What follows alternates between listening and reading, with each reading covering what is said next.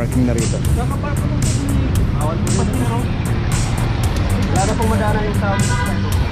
Hindi pasyente po kasi kami sir sa loob. Kasi naman kayo dyan, tapos naka-double po kayo, eh makaklam pa rin kayo.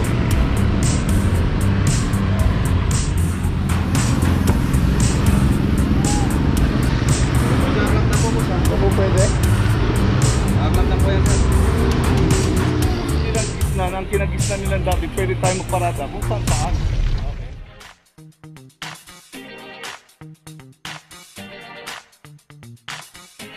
Papajo TV!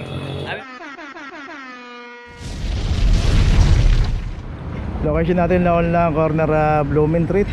Dito isang Volkswagen naka double parking na rito. Kakapark ko lang po ni awal po rin pero wala na pong madaanan yung tao sa side. Hindi pasyente po kasi kami sir sa loob. Sa tableta na lang. Kung kayo nag-double sir, wala naman yung problema sa amin eh. Kaya naman, naka-double po kayo. Kakapark lang sir.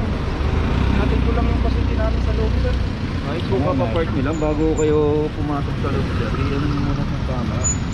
So yung isang sasakyan dito, yun, may binabalan si kuya. Yan dito yung driver. May nano lang sa likod. Pero ito kasi naabutan na walang driver. Wala naman kayo dyan, tapos naka-double po kayo, eh makaklam pa rin kayo. Ganyan ang tamang ganyan po ang tamang pag-parking nyo. Ano yun sir? Ano ba yung bangko? Saan po babayaran? Pwede ba yun sa bangko na lang? Tawag ko kayo dyan sa number na yan. Diyan ko kayo makisuyo. Saan po sir? Opo. Kaya binabayaran po talaga yun sa City po ng Maynila. Makisuyo na lang ko kayo dyan kung pwede ko kayo. Saan po ito? Ha? Saan po? Pupunta yan dito mamaya? Hindi, makipag-usap muna po kayo sa kanya. Okay, so naibigay na yung notice, tuloy na tayo. Ayun, si kuya, malis na rito. Okay, dito pa rin tayo sa Old Antipolo. Ayan, makita natin may mga railings dito na nakaharang. Dito isang adventure. Dito pa nakaparada sa tapat ng barangay dito. So yun nga, no, dapat pagka nasa barangay, dapat tayo mismo sumusunod o dapat tayo nagbabawal sa mga naka-illegal park. Hindi tayong kukonsente o tayo pa yung mamumuno. Ito may clam na rin, 23-25.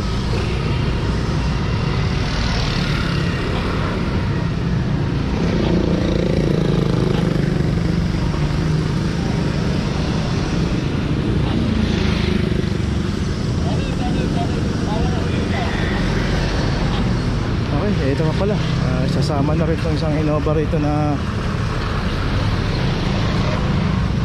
kasi nakalabit na rin ito sa bangketa. Kaya kita natin sinakop na yung buong bangketa rito. Okay, regarding po dito sa mga tricycle at mga motor, hindi po jurisdiction ng clamping operation yan. Kaya yung mga nakakita po, bakit hindi hinuhuli, hindi kinaklamp, wala pong pang-clamp sa mga motor. 4 wheels lang po ang clamping. Pero yan, i-coordinate lang po natin doon sa may jurisdiction niya kagaya ng TMU. Sila po yung nakakasakop dyan. Innova 2338.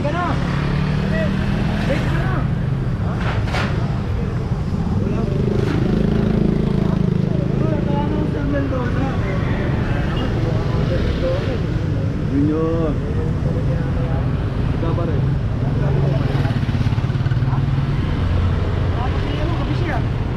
Parang merong garahe yata ito, pero yun nga, hindi pa pinasok sa loob.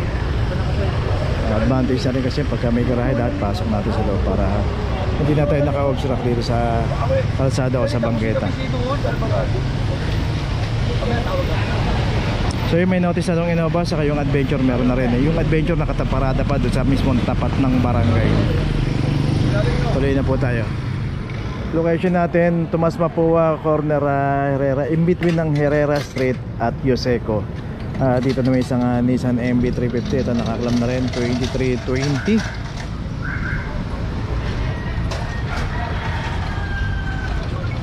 Okay, saka ito isang Estrada. Ayan, kita natin yung pinaradahan nito. Sikip.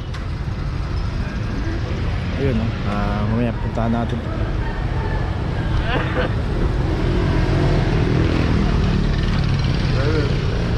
Okay, itong isang Innova, ito inabutan, di pa nakaklam.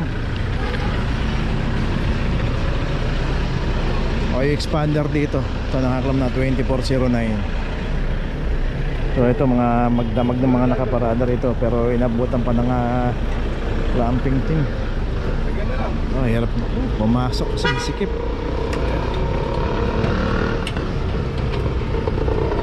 dito nga kasi pagka ganyan yung pagkakaparada, kita naman natin ano yung pader dito, panghe.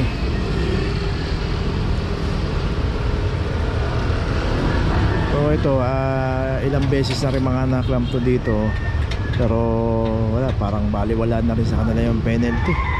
Hindi na rin nila iniinda yan, kasi kung iniinda nila yung penalty na yan, siguro isang clamp pa lang, hindi na uulit yan. So yun, hindi na tayo makapasok to kasi medyo panghi, pero naklam na rin po yung isang estrada na yun.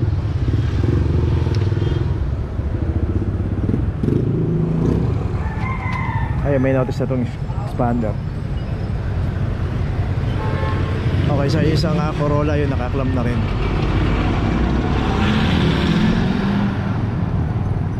$23.35 para doon sa Toyota Corolla. So itong isang Nissan MB350 ito, may notice na. So yung ginagawa pa rito yung Estrada at saka itong Corolla. Bali, 4 na ako yung naklam dito. So dito makikita ka natin dito sa kahabaan ng Tomas Mapua.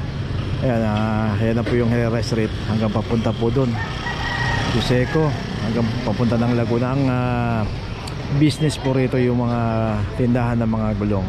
So wala naman pong problema dyan. Ang nangyayari lang po kasi halos dito na nila pinaparada yung mga sasakyan nila, magdamag na. So kasi wala po talagang garahe ito, wala nang space. So ang nangyayari po, pagka inabutan po ng clamping operation dito, dapat maaga nilang inalis. Kaso sa nangyayari, para bang dito na talaga yung garahe nila.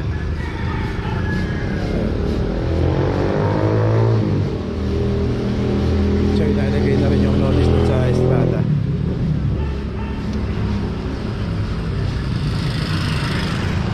Sa Toyota Corolla yung may notice na rin. Okay, tuloy na po tayo. So yung isang sasakyan na van doon, yun, meron na nga MOA yun, nakapag-renew na sila ng MOA para doon sa kanilang slot na yun. Tuloy na po tayo. Location natin, Old Antipolo, corner Felix Huertas. Dito yung isang Mirage. Ayun, so taranta na naman sila, katatawag ng may-ari o driver nito, pero ganun pa man, naka-obstruct dito, inabutan na ng clamping, wala pong driver.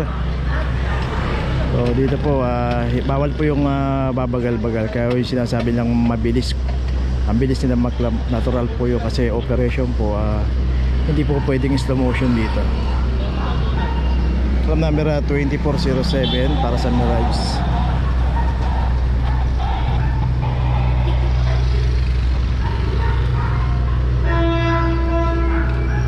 So dito naman kasi nakikita natin na sa araw-araw po ng operation, palagi po na may tumatawag.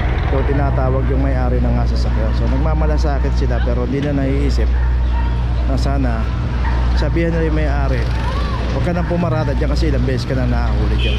Kasi pagka kinonsinti natin yan, ang tendency yan, paulit-ulit na lang po yan. Okay, tuloy na po tayo. Okay, location natin, Ongping Street, corner Salazar Street. Dito makikita natin yung pagkakaparada ng isang Innova.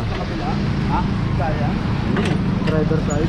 So ito makita natin sa tulay pa nakaparada to, kaya naklam 2410. Dito makita na nga natin may parking tong kahaba ng Ongping, pero wag po tayong paparada sa mga tulay. Ayan, kita po natin, ayan, may ilog dito sa may tulay. So kasama po sa inuhuli ng clamping operation yan. Dito naman parada natin ng maayos. Kung wala pang slot, magantay po tayo, hanapin po natin yung parking attendant, magpa-assist tayo. Pero kung bigla tayong paparadan na ito at iiwan natin dito at nasa tulay pa, pag nadaanan po tayo ng clamping operation, lalo pagka walang driver, kinakalam po yan. Pupuntahan na po natin sa Manila City Hall, may kaukulang penalty 900 pesos.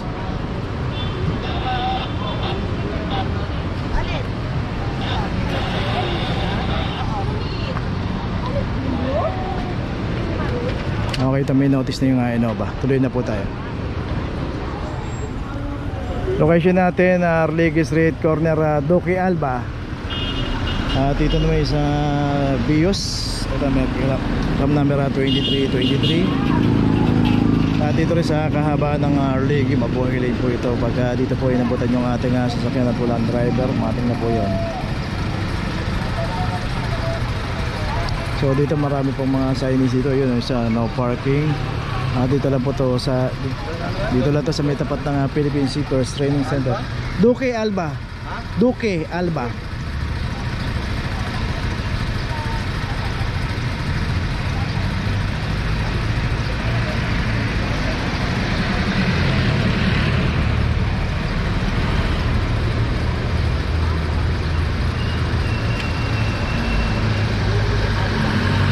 Okay, ito may notice na isang Bios. Tuloy na po tayo.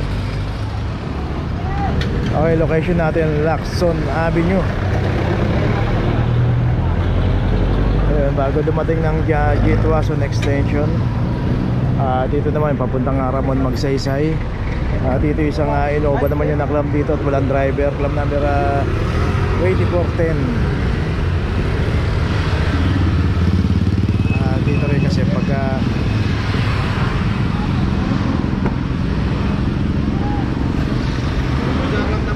po pwede? Aglam na po yan, sir.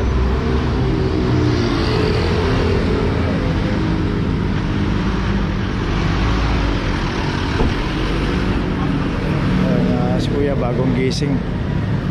Pungatan yata.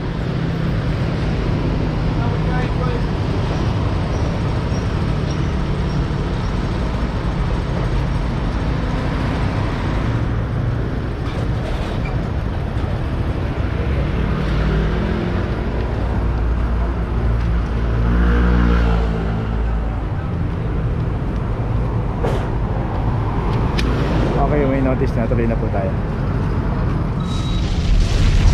Okay, nandito na ngayon tayo sa opisina ng clamping sa impounding dito sa Central. Dito na po nagtatapos ang ating vlog. Maraming salamat po sa mga subscriber, sa mga viewers, sa mga napadaan po sa ating channel. Maraming salamat po sa mga suporta nyo. Sa mga hindi pa po nakakapag-subscribe, subscribe na po tayo mga kabayan. Maraming salamat po. Mabuhay!